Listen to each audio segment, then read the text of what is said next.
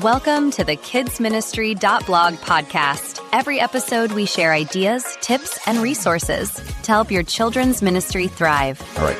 Today, we're doing a deep dive, pulling some really fantastic insights from the Kids Ministry blog. Now, their focus is scripture memory, but honestly, the ideas about learning, pretty universal. Yeah. We've probably all seen it, right? That traditional memory work, it could be tough. Like really tough. The blog tells this story about a girl totally zoned out, just staring at the ceiling, said it was so boring. I know that scene well. Yeah. Standing there making kids just repeat things. It is boring. It just is. Exactly. But the blog points to this total game changer, actually using games. Games, okay. Yeah. So that's what we'll unpack why games work so well, how they flipped scripture memory from something kids dread to something they actually, want to do. Okay, so let's get into that. Why do games work so much better than just like repeating stuff? Well, the blog lays it out pretty clearly. Games tap into all these different parts of memory. What parts? Visual, auditory, physical movement, even emotional connection. It's like creating more roads for the information to travel on in the brain. More pathways means it's more likely to stick. That makes sense. More ways in. Exactly. And what's really fascinating, I think, is how it takes the pressure off, Yeah. No formal test looming. Right. The anxiety factor. Yeah, it removes that. So kids are more relaxed, more open to actually learning. And the movement part, it's not just random running around. Even simple activity helps information kind of cement itself better in their brains. It literally helps it stick. Yeah, kinesthetic learning, moving helps remembering. Okay, this is getting interesting. The blog actually gives specific game examples. Yeah, some great ones. Tell me about this baseball thing we do. Sounds fun for bigger kids. It is. So you split them into teams. First base is, say, the first part of the verse, second base, the next part, and so on. Getting to home base means you got to say the whole verse plus the reference, like John 3.16. A home run. Exactly. And they shared this anecdote about a quiet kid, Marcus, who just nailed John 3.1 running those bases like he'd, won the World Series. Wow. That's engagement. Totally. And that creativity connects to another idea, drawing scripture stuff. Drawing. How does that work for memory? Well, kids have to draw pictures for the words in a verse, but here's the catch.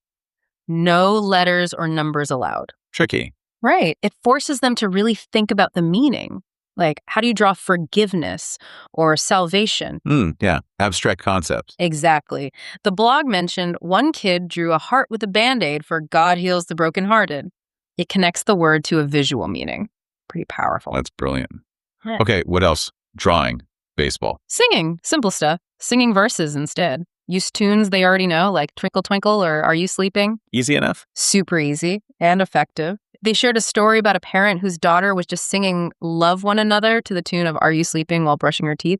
It just becomes part of their world. That's when you know it's sticking. Right. And then for the kids who, just cannot sit still. My kids. Maybe. Things like memory relay races or acting out verses.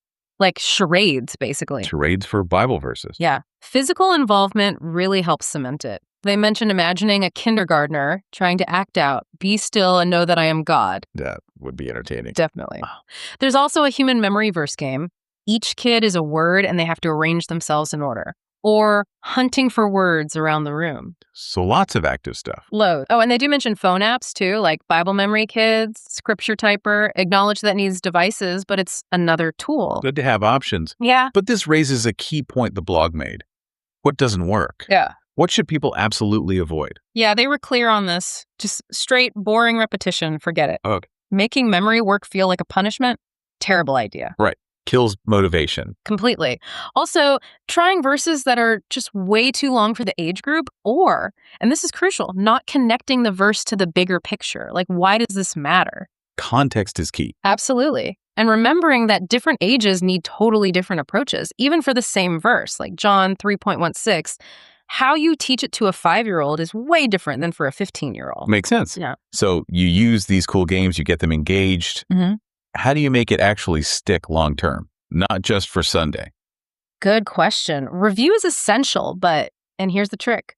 Use different games for the review. Keep it fresh. Mix it up. Yeah, and constantly connect the verses back to real life. Hey, remember when we learned about kindness? How can we show that now? Application. Exactly. Having kids teach it to someone else is powerful too.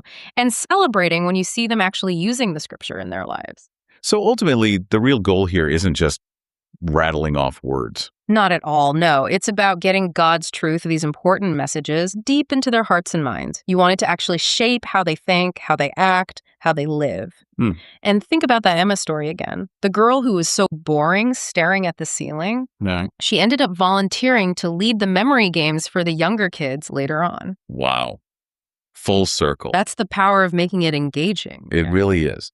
So what this all boils down to, drawing from that great kids ministry blog insight, is that making learning fun, active, and engaging.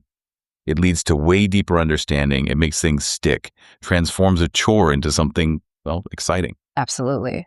So maybe the final thought for you listening is this. How could you take these ideas, play, creativity, engagement, and use them to transform something that feels maybe a bit challenging or even boring in your own learning or for someone you're teaching? How can you make that experience enjoyable and truly unforgettable? Thanks for listening. To find more ideas, tips, and resources, go to kidsministry.blog. We'll see you next time.